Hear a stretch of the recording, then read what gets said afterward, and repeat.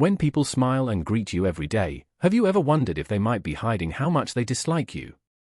Marcus Aurelius, a Stoic philosopher, said that we are born to work together like hands and feet, but in real life, people often stand against each other as if they were strangers. In an ideal world, our relationships would be full of love and support for each other. Wars and political unrest would be far away, and links between people would make everything easier, but that's not always how things work in real life. The truth is that there are people who, for whatever reason, don't like you or feel safe around you, and you have no control over this. True friendship and love may rest on our ability to deal with and get past problems like being turned down and angry. Here are 13 undeniable signs that someone might not really like you, even if they seem friendly. Watch the whole movie to learn lessons and values that you will never find anywhere else.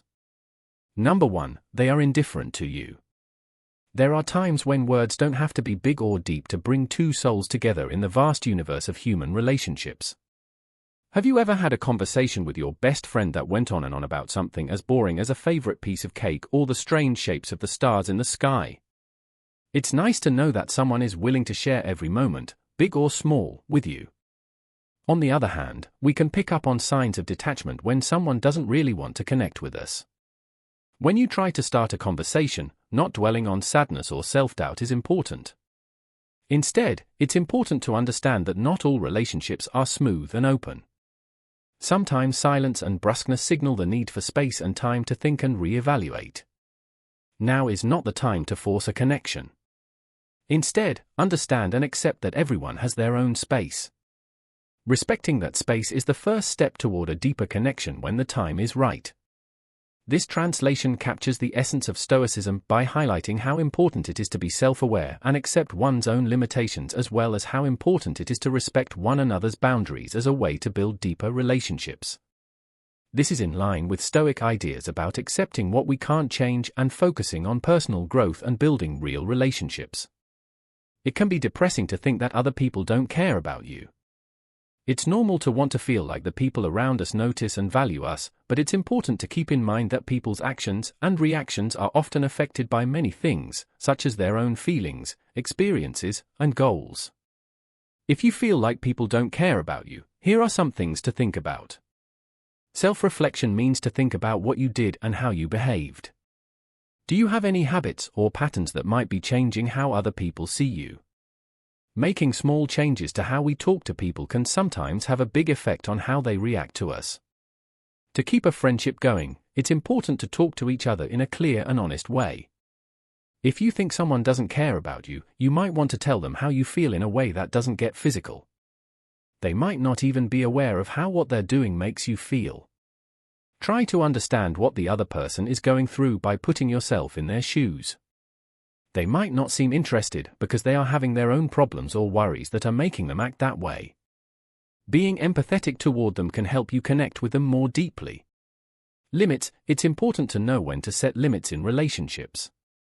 If someone acts like they don't care about you, even though you try to talk to them and connect, it could mean that the connection isn't healthy or good for both of you. Focus on good connections instead of dwelling on people who don't seem to care about you. Put your energy into building relationships with people who value and respect you just the way you are. Being around caring and helpful people can help you deal with feelings of indifference from other people.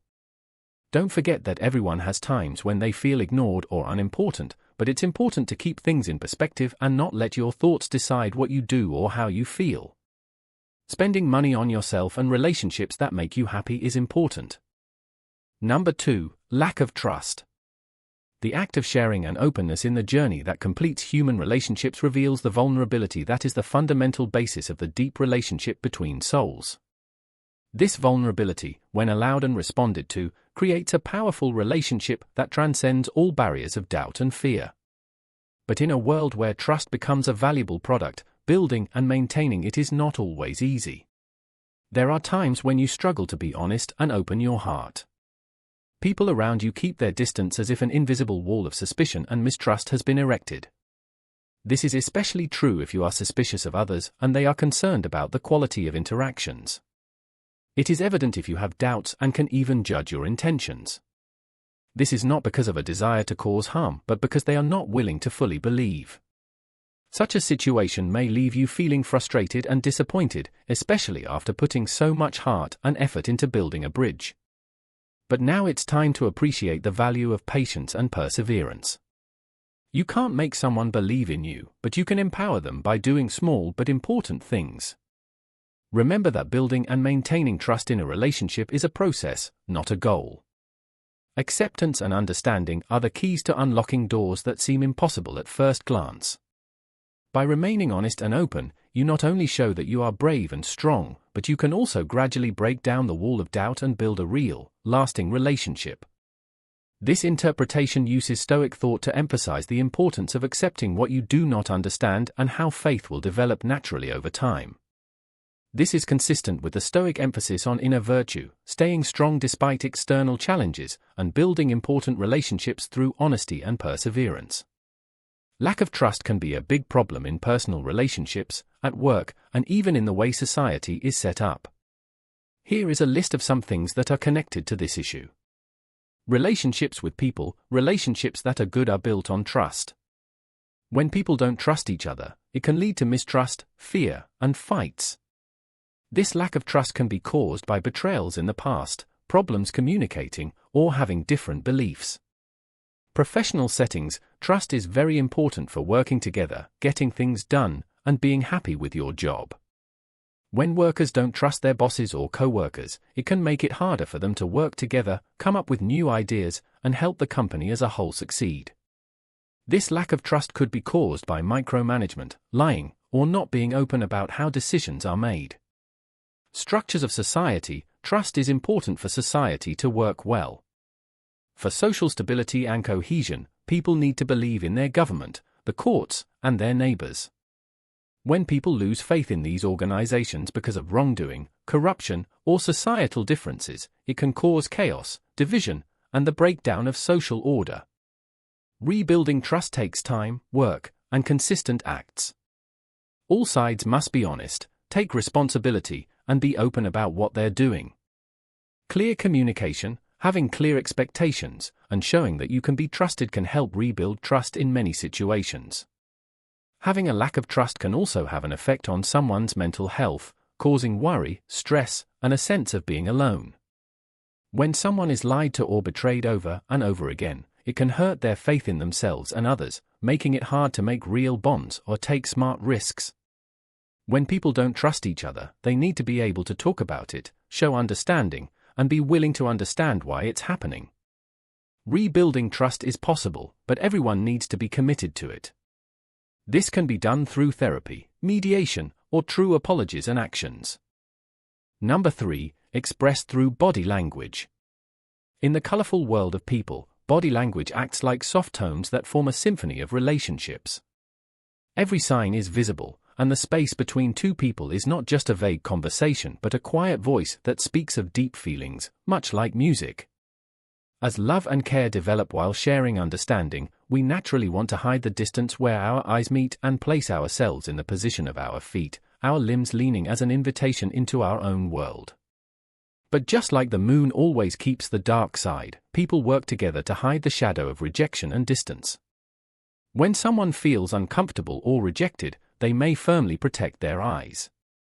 The body language of the defensive fortress, with closed gates, seems to say, "I don't want to see you." People with their arms crossed and stepping back like shields send the clear message to keep your distance. This is definitely a basic defense that people use to protect themselves against negative consequences. This not only indicates the need for personal space but also weariness or distrust of others. These signals can sometimes arise from misunderstandings or short-term emotions, but they remain important signals that we must pay attention to. In the context of learning, knowing, and understanding the world around us, the meaning behind body language is the first step to approaching and resolving cracks in relationships. How to truly approach a life full of challenges and plan a way to connect and learn to read and understand these silent expressions not only helps us avoid inappropriate pain but also teaches us how to express our feelings openly and sincerely. Body language includes movements, stance, facial expressions, and gestures that show how someone feels, what they want, and how they are thinking. It's a strong way to show how you feel and what you think without using words. Here are some popular types of body language and how to read them. Expressions on the face. When you smile, it means you're happy, friendly, or in agreement. If you frown, it means you're sad, unhappy, or not sure about something. A raised eyebrow can show that you're surprised, interested, or suspicious. Posture. When you stand or sit up straight, it shows confidence and readiness. Slumping or slouching can mean that you are bored, lazy, or lack self-confidence. A tense or rigid pose can mean you're nervous, anxious, or on edge. Arms crossed. When someone crosses their arms, it usually means they are being defensive or closed off, but it could also mean they are just comfortable. Open arms and hands show that you are open and willing to talk. Movements of the hands and arms. People who talk with their hands are usually enthusiastic, interested, or trying to make a point. Nervousness or lying can be shown by fidgeting or touching your face, especially your nose or mouth. Personal space. Standing close to someone shows familiarity and comfort, while standing far away can show that you want distance or are uncomfortable. People who move away from you while talking might be trying to get some space or get away from the conversation. Eye contact. Making eye contact shows that you are interested, paying attention, and respecting the other person. Lack of eye contact can mean being shy, uninterested, or even lying. Staring can make people feel scared or uncomfortable. Feet. Where the feet are pointing can show how someone feels. For example, if someone's feet are pointing towards you, it means they are interested in you. If their feet are pointing away, it means they want to leave or aren't interested. Imitation. When people like each other or feel comfortable with each other, they often copy each other's movements. This is a good sign that you agree and are in sync with each other. Number 4. They show irritation around you.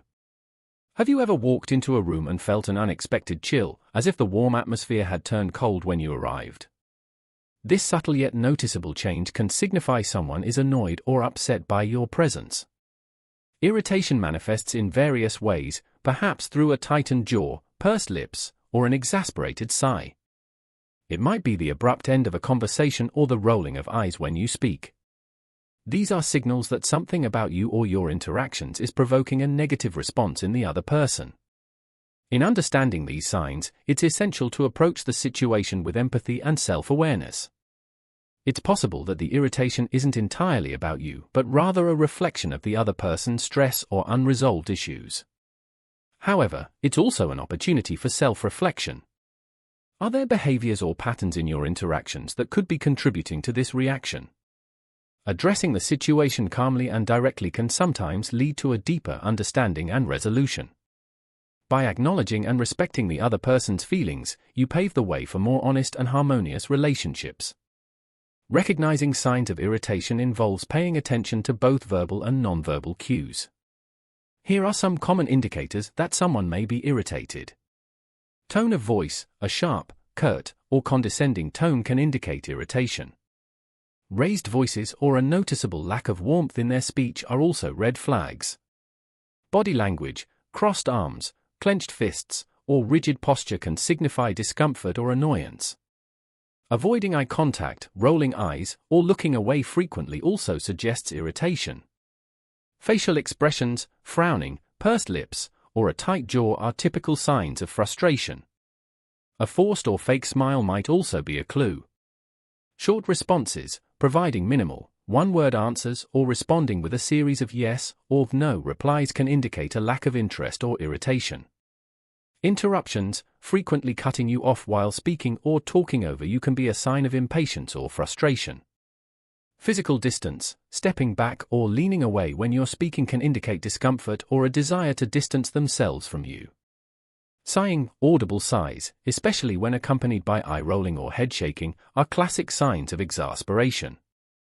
Lack of engagement. When someone is irritated, they may show a lack of interest in the conversation, avoiding questions, or not responding appropriately. Fidgeting, constantly tapping fingers, bouncing a leg, or shifting in their seat can indicate nervousness or irritation. Snapping, reacting sharply or angrily to small things can be a sign of underlying irritation or stress. Understanding these signs requires context and sensitivity. It's important to consider the person's usual behavior and the situation specifics. If you're unsure, asking directly but gently can often help clarify any misunderstandings. Thank you for watching. Make sure to subscribe for more wisdom.